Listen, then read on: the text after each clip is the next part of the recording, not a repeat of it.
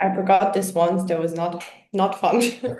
All right, everyone. So officially welcome to this live masterclass together with Sam Winsbury, who will today share some of his lessons that he made over the last 10 months of his podcast. He started Success Clues 10 months ago when he reached out to us saying like, hey guys, do you want to support my podcast that is just in the making? And back then it was not really existing yet, but I just loved the idea of having like people that already made it somewhere or have already built a company or have made success on paper, sharing their insights so other people can learn from it and you get their success clues so you can also use it in your own situation.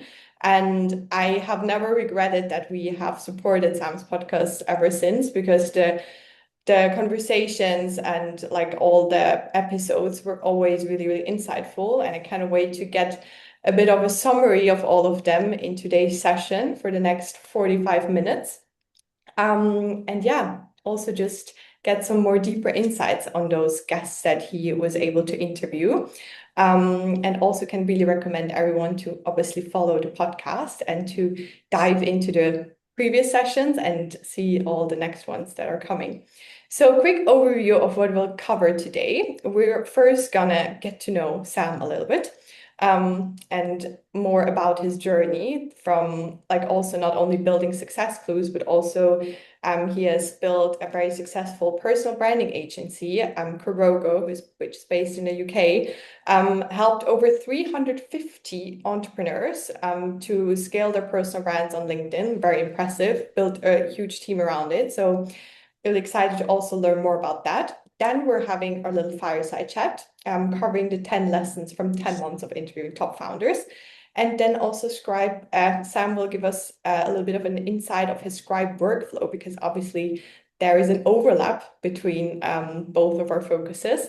And I would also just recommend to stay until the end because there's some nice goodies that you can catch and also time for your questions. So when you have questions along the conversations, just feel free to drop them in the chat and we're going to pick them up by the end. And let's just see how we roll. Without further ado, I'm always curious to see how everyone is and to have a bit of an icebreaker in the beginning and to make this fun. Just drop your motivation score in the chat, whether you're dying from the heat but still motivation high maybe, or if it's actually fine and you just dealing with almost end of the week stress. So we get a bit of an idea of how everyone is from 1 to 10. We have a solid 10 there, 8, 8, lovely. I love dying from the heat though. Yeah, we know all of that, but we have solid high motivation scores. So my goal is always by the end of every session I host to at least have this motivation score point up at least 1 point. So I also know that you didn't only learn good things, but also you could take away some good energy from it. All right, so quickly about me, while I'm rambling, I'm Carmen, one of the co-founders of Scripe and responsible for all our basically our communications outside, also our community.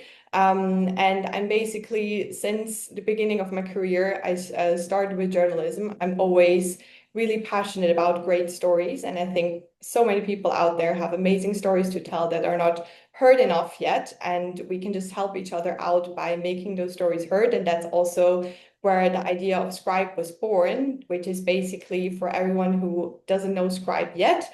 It's a content agent or like a personal LinkedIn agent that is there for you 24/7, helping you to create the posts and the content that resonates with your target audience. So it's an AI-based platform where you can organize, strategize, and also then generate and plan all of your LinkedIn posts, whether it's for your own or for your team. So it's a great way to just get those stories out in the most authentic and strategic ways.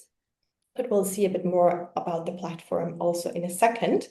And now I've talked a lot, so of course I also want to hand it over to our guest for today. Sam, why don't you introduce yourself quickly?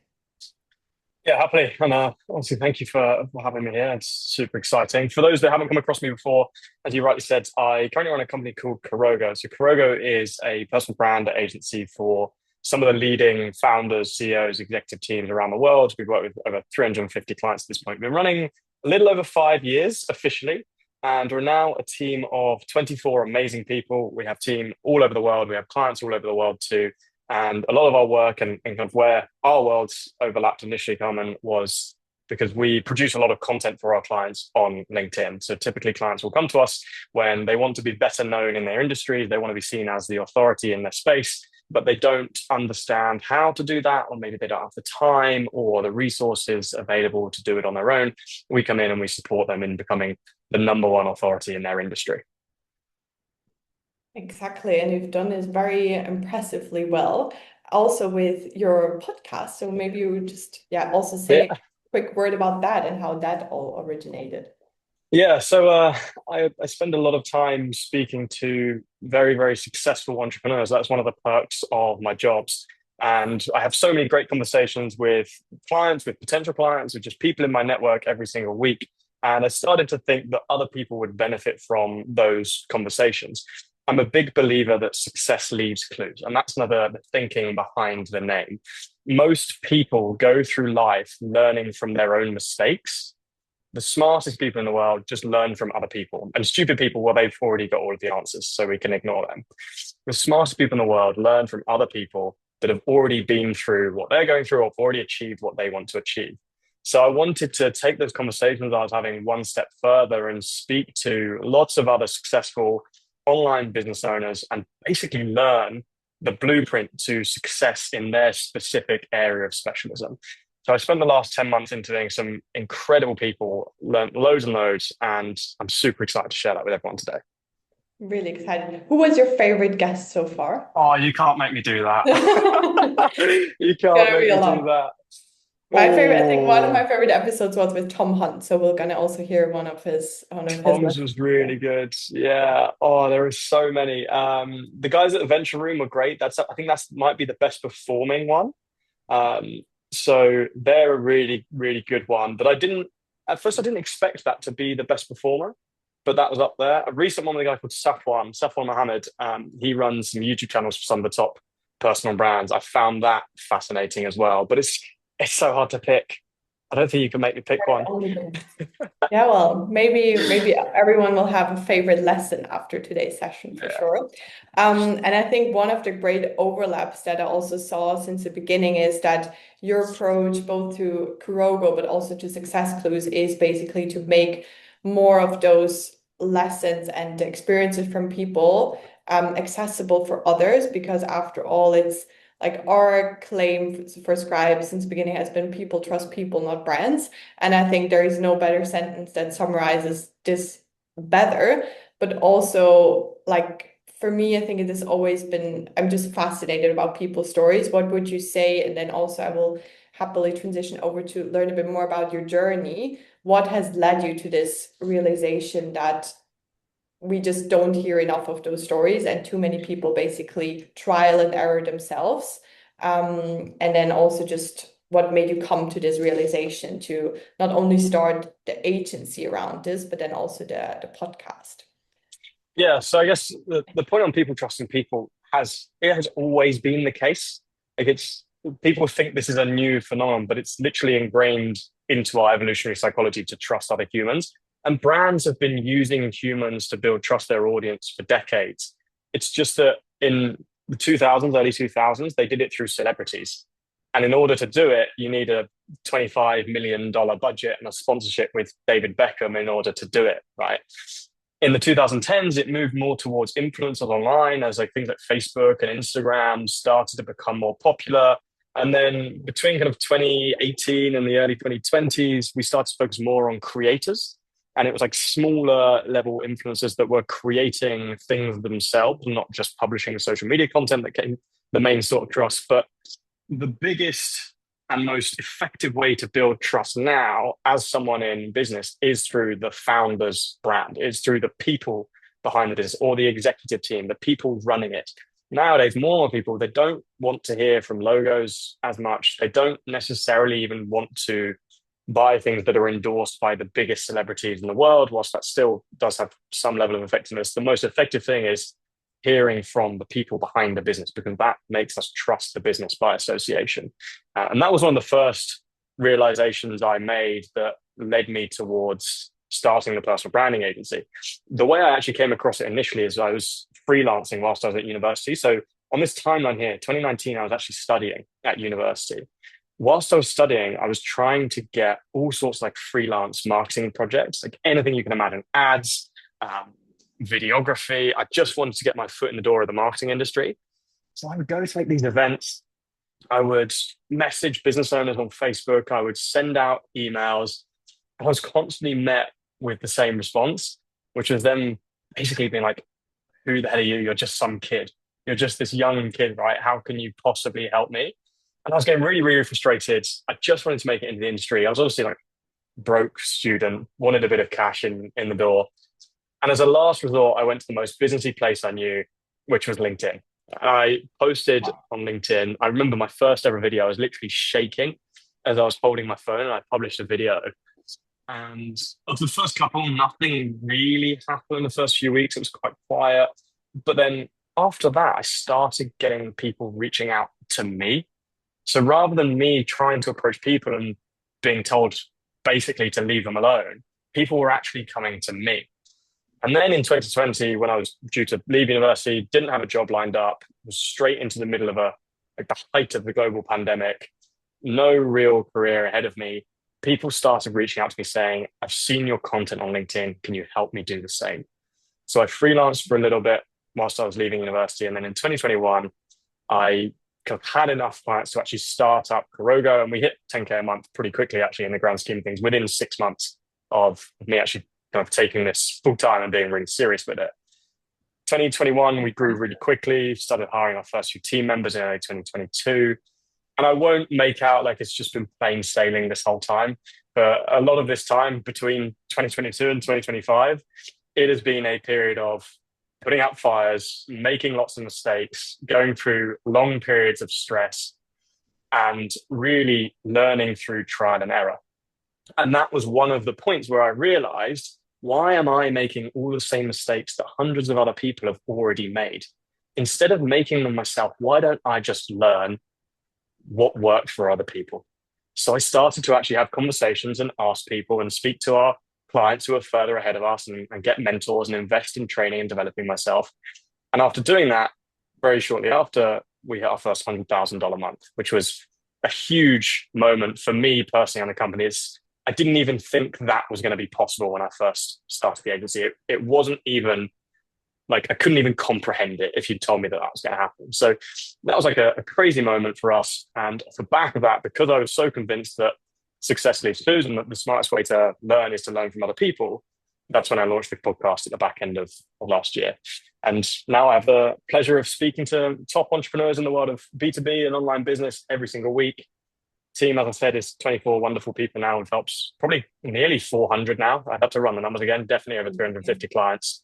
And we've got big plans for the future. Gotta update those numbers. Well, it's like really, really impressive. Also shows that you talk to the right people in between to then make it to that huge milestone. And also, I think what I really appreciate in the conversations that you're having with those other entrepreneurs, that you are also from your own experience always like tweaking in some of your insights where people can also learn. So I will also have the pleasure to now ask you some questions to get some success clues from you, obviously then also intertwined with the learnings that you've made with your interview partners. But I think one thing that is really astonishing to me to see also in that timeline is that you sold yourself or your offer since the very beginning, where even when nobody really was reaching out to you on LinkedIn before, you somehow made it possible that people want to buy the thing that you are doing really well. And then turn this, like, I think this is the first step and people can manage to do that, but then to turn this into a business, into an offer that works, that it can scale, is like really, really challenging, especially on an agency level. So what would you think from all the people that you've talked with in terms of sales psychology? Like, what can we learn not only on how to build proper offers, but then how do we really sell them to the right people? Yeah, it's really interesting because the number one thing you need to sell better is something that is really, really hard to do when you start. It's going to feel super uncomfortable. And it was horrible for me. But this was one of the best salespeople I've ever met, a guy called Francis, who I think he was one of the first couple of guests we had on. He taught me about this thing called outcome independence. And what he Mhm. basically meant by outcome independence was that you have to not need the sale. The person that needs the deal more always loses the deal. Right? So if you want to get clients to buy from you, or you want customers to buy your product, you need to have this like this energy and this aura of I don't mind whether you buy or not. Of course, we always prefer people to buy, right? I'm not saying Mhm. that you actually don't care at all if they say no. Of course, you want them to say yes, but you have to exude this confidence of you don't need the sale because neediness is it smells, right? People can detect neediness from a mile Mhm. off. And if people think you're needy, they start wondering why you're needy. There must be some sort of reason why you're needy. The fact is, whenever you get started, you, you do need the clients, right? There's going to be a period where you need clients, for sure. You just can't let that translate into the way you show up in sales skills. And ideally, over time, you build a business where you actually don't need that specific sale Mhm. because you've got so many other people coming into your pipeline and booking calls with you that if this person doesn't, the next person probably will, and you're totally okay with that. So yeah, outcome independence, one of the biggest sales lessons I learned from one of the best salespeople I've ever been to, Francis. And how would you say, like, let's say you're starting a business, what Mhm. is a tip that you would give or an advice you would give to someone that makes you appear in a way that you don't need it? Like, how do you not fake, but kind of how do you show up with that confidence? Yeah. Well, the biggest thing is to ensure you constantly have a pipeline of new business coming in. There's a quote from, I haven't managed to get him on the podcast yet, but I will. Dan Priestley. Yeah. He's one of my favorite entrepreneurs ever, and he's a big advocate of personal brand. And he has this quote: "Everything is downstream from lead generation." If Hmm. you have more people, like more leads coming into your business, ultimately more people booking calls, everything else improves. There's not one thing in your business that you can't at least help, either directly or indirectly, by having more people wanting to work with you or buy from you, basically more leads, right? So if you can create that scenario where you've got leads coming in, you will start to really feel like you actually don't need this specific sale. So I Hmm. would focus early on building a big pipeline of new business. Yeah, and then I mean also from that pipeline, I think a lot of, especially in the beginning, a lot of founders have this fear of, oh, but I have a huge audience maybe, or I have a pipeline, but only a fraction of them is gonna buy. Like, Mhm. how should you be thinking about that, or how can you also plan a bit better? Like, if you have a pipeline of 100 clients, technically, how can you think about that to manage it in a way that you still show up in a confident way, even though you maybe are not having a clear, plannable Yeah, pipeline yeah, in place yet? yeah. So I think the thing a lot of people don't realize with this is that only only a tiny fraction of your audience is going to be ready to buy at any one time. Right? Not everyone in your audience is always going to be ready to buy. It's like the 95-5 rule is what we call Mhm. this. Who I think it was Ryan James. He was one of the most recent episodes. He scaled his agency to $7 million ARR. They've just crossed in like 2 years. And this was his like number one piece of advice. Only 5% of your audience are ready to buy now. So of all the Mhm. people that currently know who you are, only 5% are in a position where they have the problem you solve. They know they have the problem you solve. They know you have the solution and they trust you to deliver it. But most people focus all their marketing and sales efforts on that 5% only, and they forget about the rest. But actually, of the rest of them, like 60% of people, they're never going to buy. And that's totally okay. Don't ignore those people because they become like advocates. They refer people. I can't tell you the number of clients we have won through referrals from people that I've never spoken to. So like the Mm. 60% that won't buy, you still want to provide them with great content. That's why personal brand is such a good strategy. You still want to like keep them warm and make sure they kind of like you and trust you.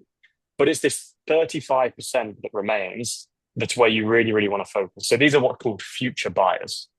They might Mhm. buy, they're just not quite ready yet. And that could be because they don't realize they have the problem you solve. Maybe they have the problem and they know you solve it, but they don't trust you enough. Maybe they just, something inside of them is like stopping them, have some level of objection towards working with you. Right? There are a number of reasons why that could be.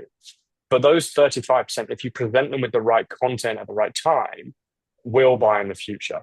So instead of just focusing on this 5% that are ready to buy now, you need to think about how you can show the other 35% that might buy in the future that they have the problem you solve and your way of solving it is the best way. If you do that, your pipeline, what's the math in it? It instantly increases by 8x because you're going from 5% of the market to the 5% and the additional 35%. I mean, that's, I think, also showing why sometimes you focus so much on the people who are not ready yet and wanting to kind of convince them, whereas you should actually focus on the people who are ready in the future and not who denied your product maybe already. Which also brings me to this superhero effect that you were talking about with one of your interview partners with Richard Moore. Maybe you want to say a bit more about that because I think it ties really well into this. What you said. Richard Moore, what a guy. I've followed Richard Moore since like 2019 when I was first getting started. Again, great salesperson. And Richard Moore he spent a lot of time selling really, really, really expensive things to really big companies. That's often like the hardest form of sales, and he is really good at it. And here's this superhero effect, which is that the higher up you go in terms of like price point and the type of buyer that you're going after. So if you're going after like corporates, enterprise companies, selling really expensive things, there becomes a point where it stops being about adding more. Like a lot of people will tell you to add more bonuses, add more to your offer, keep adding, so there's more and more and more value. At some point that starts to become ineffective, and what people are actually buying is like confidence and certainty in you as the salesperson. Because at these stages, yes, there's absolutely still the risk of spending money on something and that not being worth it, but with it also comes identity and ego, right? Like if someone in an enterprise company decides to spend on your product and it doesn't work out well, it looks bad on them. It doesn't even look bad on you. It looks bad on the person that bought it. So when people in these bigger companies buy really expensive things, your confidence and your certainty as the founder or the salesperson, often both, is absolutely essential. And more often than not, people are buying that. They're buying you as like the superhero that's going to solve all their problems because they believe in you, not just the value of what you're providing. Yeah, I think also applies to like either if you can provide that for a not such a high ticket offer, like it just helps all the time if you can give people that security. Where I think also having a personal brand that shows that it's just always beneficial. Moving on to the next like really interesting learning that what you once told me that you had a client that you landed, which was one of your dream clients for like 100K value. What did you do differently and how did that happen? This is such a funny story. They won't mind me sharing this. So my dream client was a guy called Sean Hanif. He runs a company called Gemflow, like such a super cool business. And I used his own technique to sign him. And then I interviewed him on the podcast after he became a client. So his technique was, if you want to sign a dream client or like a really big client, you have to show them upfront value, something that they're not seeing themselves, like a problem they've got, and provide them with that value before you ask for anything. So the way I signed him was I sent him a Loom, like a screen recording video directly on LinkedIn. And in that Loom video, I said to him, "Hey, Sean, like, you've obviously got this great business, but currently your LinkedIn profile doesn't suggest that you have a business that's successful, which means you're missing out on X, Y, and Z. Here is what I would do to improve it. And if you want me to write 5 posts for you so you can see how it works, I'm happy to do it for free." He replied within about 30 minutes. We were on a call that week, and within 7 days, he'd signed as a client. And over the course of the next few years, he paid me over $100,000 in like monthly retainage for us to help him. And that was all because I cut through the noise of everyone else just pitching him straight away. His inbox was flooded with people just pitching him directly. And I just said, "Look, here's the solution. You can literally take this away and do it yourself if you want to." So I was so upfront with the value. Yeah, exactly. It's not like copy paste like everyone else's. So going to that level of effort, one of the best ways to sign clients. And it's the same strategy he used to sign people like Anthony Joshua, Grace Beverly, Iman Gadzhi, Chris Williamson, James Smith, like all of these massive names. He's used the same strategy himself to sign those clients.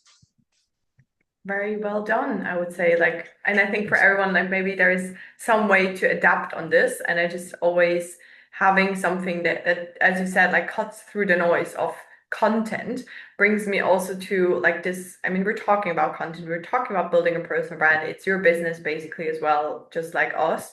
But still, I hear so many people also saying, oh, there's so much content out there already. Is it still worth it to post Wissen on Sie, wo die LinkedIn? S5 ist? 1 second, Leo. So there is still so much content overload out there. I think everyone can relate to some extent.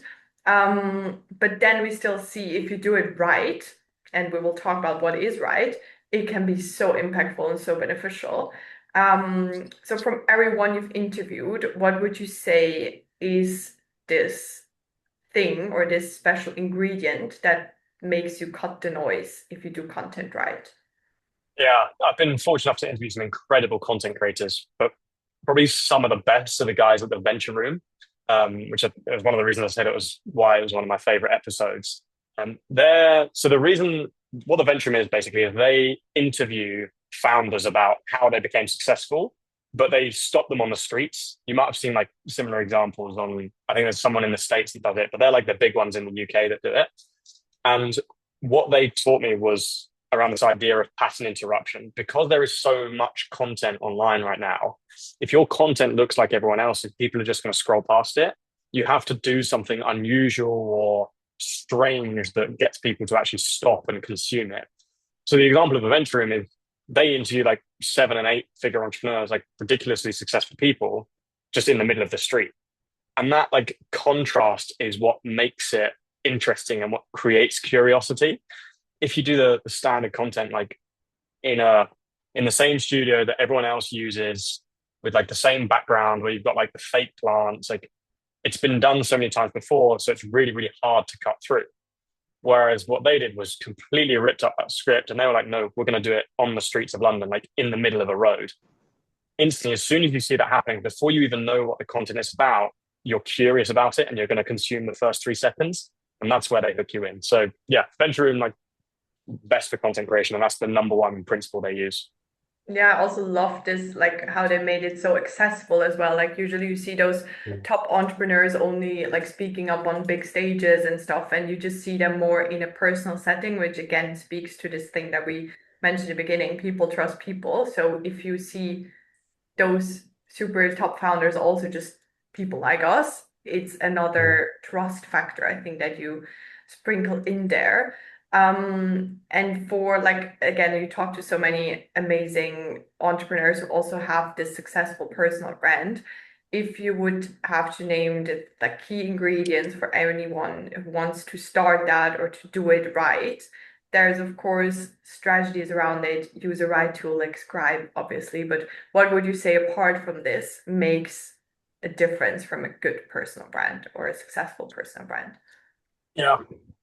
I say the first thing is like having tying your content to a promise that you're passionate about. So like I can talk about building authority on LinkedIn for days and add a lot of value in doing so. So I'm both interested in it and can provide value on it. That's a really, really important thing for keeping you consistent with putting content out and actually having a reason for people to consume it. Like there's got to be some benefit to them, but also it has to excite you or you're just going to stop after a week or 2 weeks. That's the first thing. I'd say the second is proof. Proof that you are the best person to be giving this advice, right? So why should people listen to you?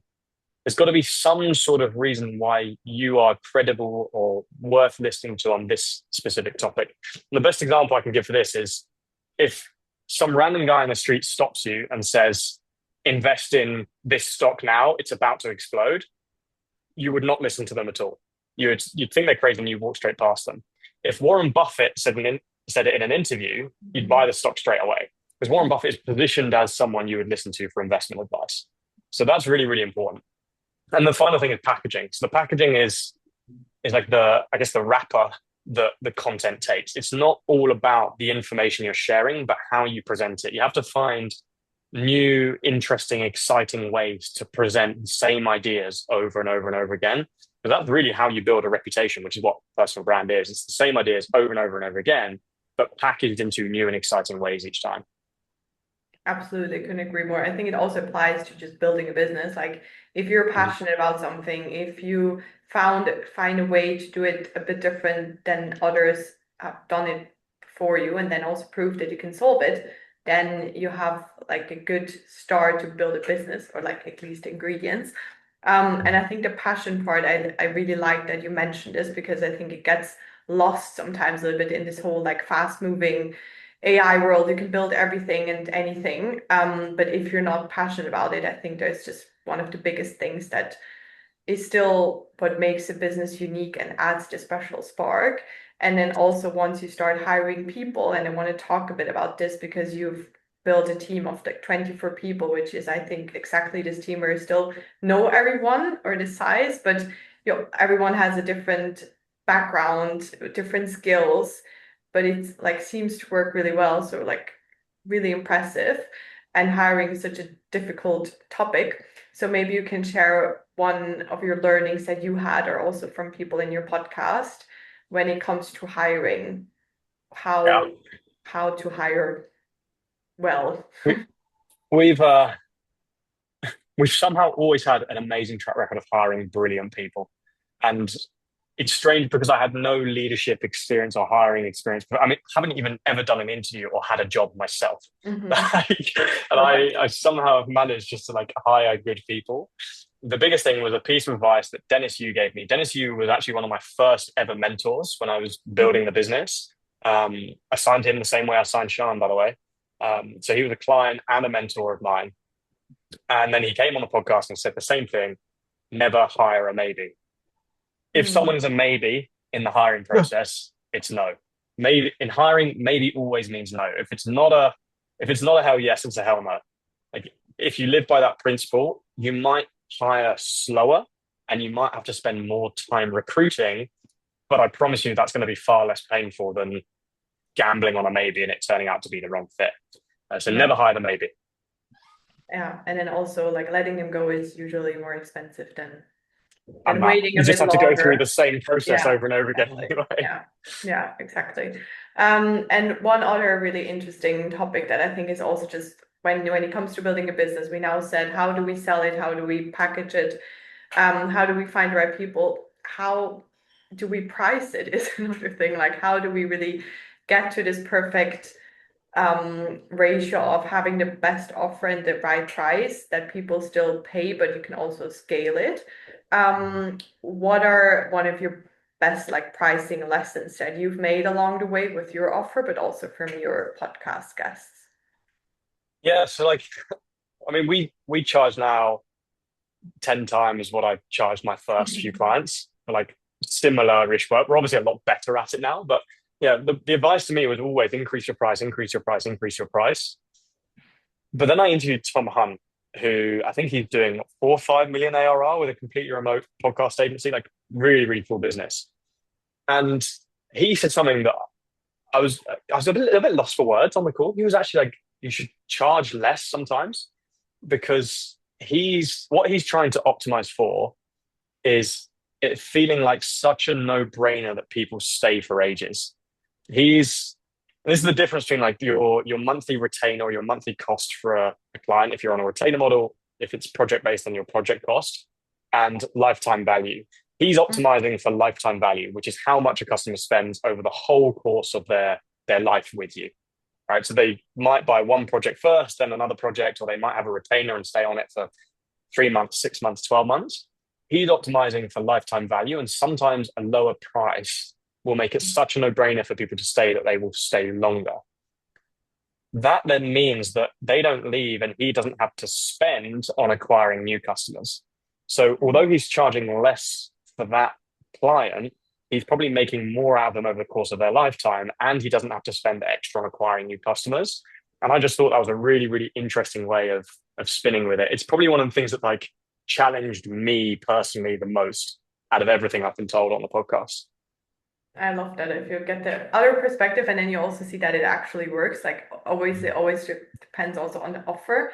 but also brings me to one of the lessons you shared with me up front, where like it was about also happy clients churn, which is also a bit connected to that fact that you might win a client and they might even pay a high price in the first place, and there is still reasons that they might churn. So what was connect? Maybe you want to elaborate on this specific lesson, because I think it's very, very matching to Yeah. what you just said. Yeah. I feel like I can be like pretty transparent and open with the group here. Clients confuse me. It Like is also clients confusing. are really confusing people sometimes, and this took me so long to learn. Again, one of the lessons that Dennis taught me: clients don't just stay if they're happy and getting results. Clients stay when they see a future with you and when they see a world where you can progress your work with them. We actually had it like very recently. So transparently, we make the same mistake here sometimes as well. We had a client getting great results, like one of our best case studies, getting everything they want. The workflow was pretty seamless, but they left recently because they didn't see the future. They didn't see a way that we could progress and develop from here. So you always have to give your clients this like roadmap for the next 6, 12 months. They always need to be able to see the path forward with you. Them getting results and them being happy isn't always enough.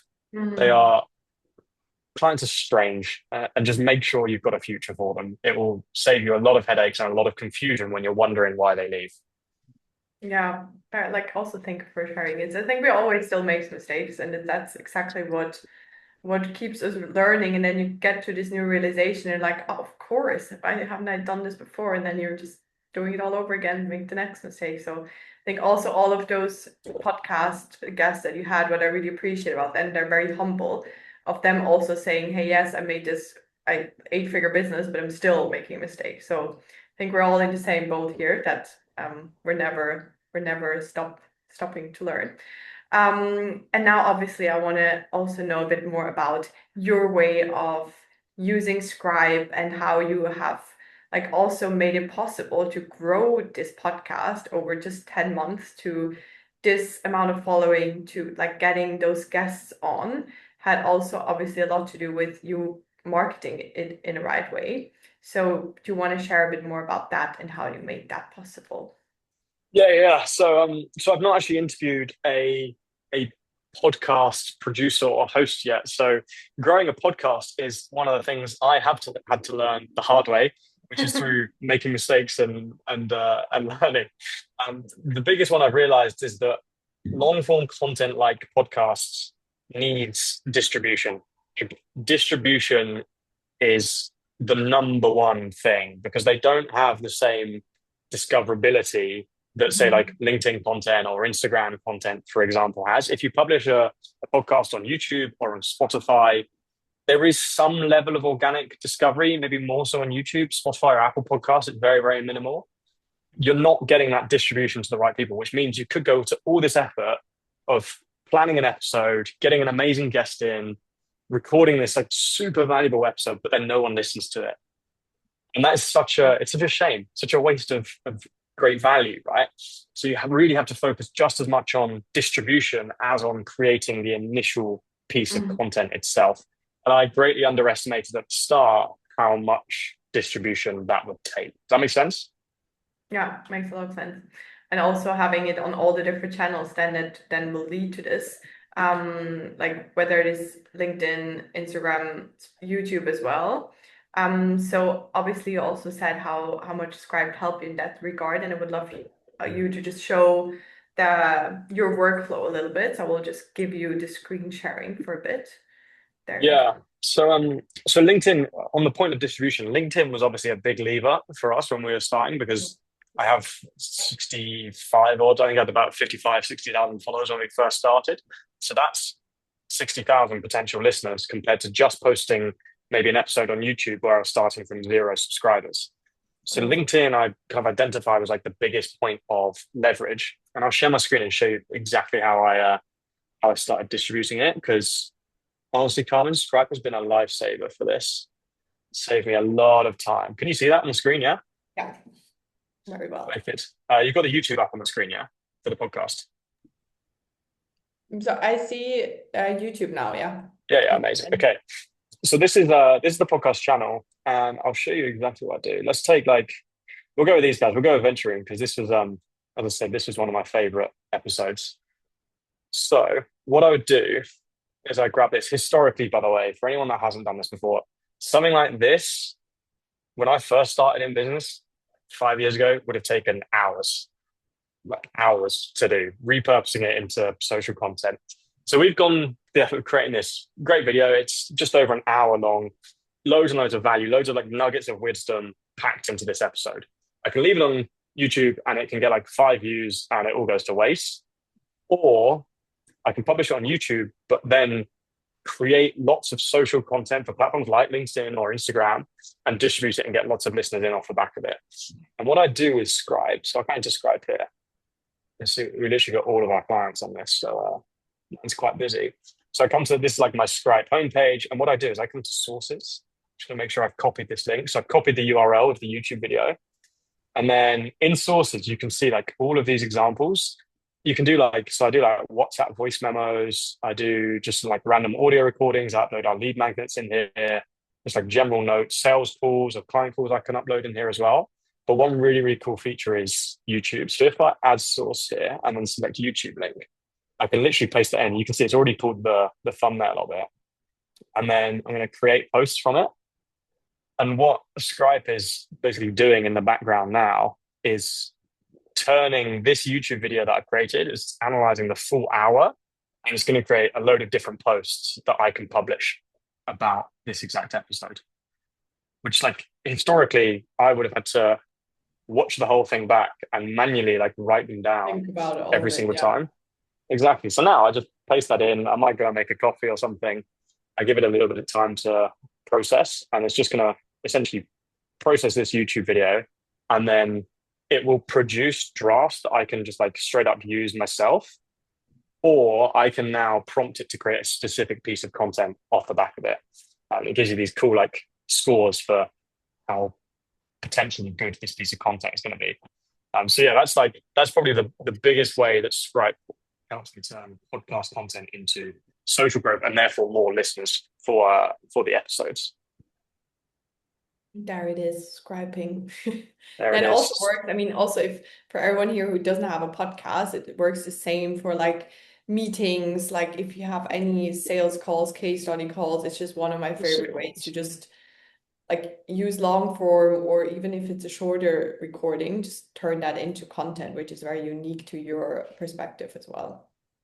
Yeah. Lead magnets it's like super good for. I think that's one of my favorites alongside Also, so you the use the podcast. WhatsApp feature. Yeah, that's just like so I have the WhatsApp on my phone. I literally will just open the WhatsApp, just voice note into it. It's like a Skype WhatsApp for those that haven't used it. Very cool. Most used chat these days. So yeah, that's my system. Look, you can see all of these posts here. So there's like different angles that it's used, and I can pick from any one of these. I'm probably not going to post every single one, but I'm definitely going to pick one of these, and it's going to be like 90% there in my voice because Scripe has already analyzed all of my previous content to understand how I talk. So it's just like hours saved, basically. Nice. So everyone who wants to try Scribe, of course, we have a little bit of a goodie afterwards. And looking at the time, we're already like almost at the end, but I will go back quickly. If you have any like very pressing questions, drop them in the chat now. We might have time for one or two questions. But before we go into that, I would like to go to our little goodie side. So everyone who now thinks these were amazing lessons, but I cannot recall all of them, and I would love to learn more. Obviously, first of all, subscribe to the podcast, listen to all the previous episodes, and then like just wait for the next ones. I think there's some great guests coming. Also can really recommend to watch them. I think it's always nice to also watch them on YouTube with some video, not only listen to them. But we have curated a little PDF handbook with 50 of the best business lessons curated by Sam, where you can download them, where you can look at them again, also get a bit of an insider sneak peek of what the episode is about. So you can download this. We will also send it to you afterwards. If you sign up through Luma, you will get the email. And obviously, for everyone who is not a scriber yet, you can get a month for free for our solo subscription with this code. It's for first-time subscribers only. So if you haven't subscribed yet, then or you're not a subscriber yet, you can use this code and get your first month for free.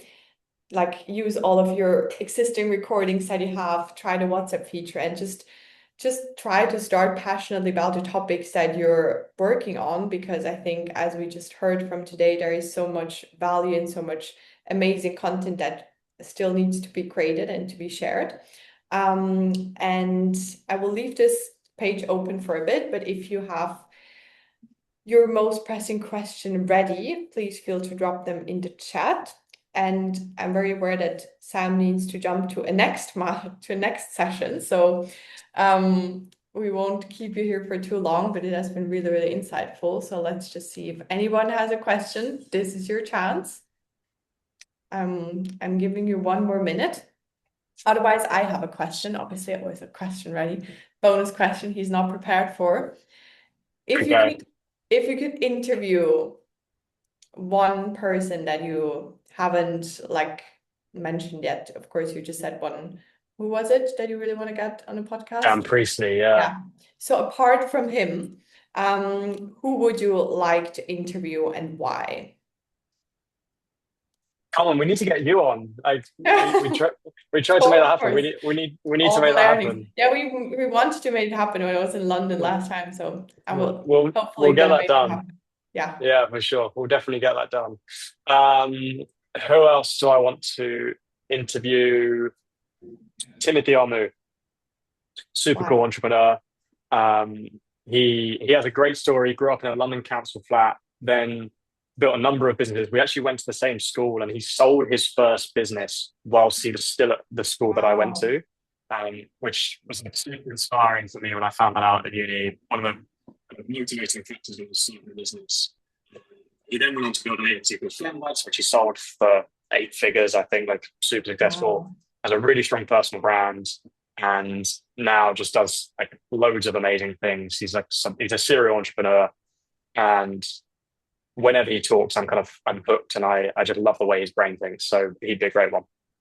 Yeah, I'm sure you will get him on. So we'll wait for this. Now we have you will get to know more about Sam's services over here. So I'll maybe switch to that screen. So if you want to reach out, Jose, then I'm sure you can, or just via LinkedIn maybe. And then is one more question from Manuel. Do you focus on YouTube and LinkedIn in terms of social media? Why? Yeah. LinkedIn was always a big focus because that's kind of where I started, and it's the place for B2B business owners, which are often our clients, or like business-oriented B2C founders if they're B2C. Yeah. So that's kind of the main place where we do our work. It historically has had great organic reach over the last 4 years. It's slowed a little bit this year, but it's still miles above pretty much every other platform. It's just a no-brainer. YouTube I switched to because I think a long-form audience on YouTube is extremely valuable. On shorter form platforms like LinkedIn, Instagram, TikTok, a follower, it's more common to follow people, but if you subscribe to someone's YouTube, that's like really, really meaningful, and it allows you to build a much stronger relationship with people. So YouTube, for that reason, just like nurturing people over time, basically. We started to post more on Instagram at the moment. We're going to be pushing Instagram. I think all channels still work if you do them well. The reason I went to LinkedIn and YouTube first was LinkedIn was the best for getting in front of my potential clients, and YouTube is the best for nurturing them to the point where they're ready to buy. Yeah, and also I think LinkedIn is still one of the places where you can grow organically, quite quickly. But obviously always look where your clients are. And having both one short form, one long form is, I think, really valuable as well. Yeah. All right. So I wish we would have more time, but maybe there will be a next session at some point. But thank you so much, Sam, for your time, for sharing all of those learnings. We will send the handbook and the code, and obviously also the link to the podcast to subscribe. Thank you so much, everyone, for joining, for being such a lovely, engaged crowd. And without further ado, happy scribing, happy listening and learning. And I'll see you all very soon. Thank you so much, Carmen. Thanks for having me on. Bye. Take care, guys.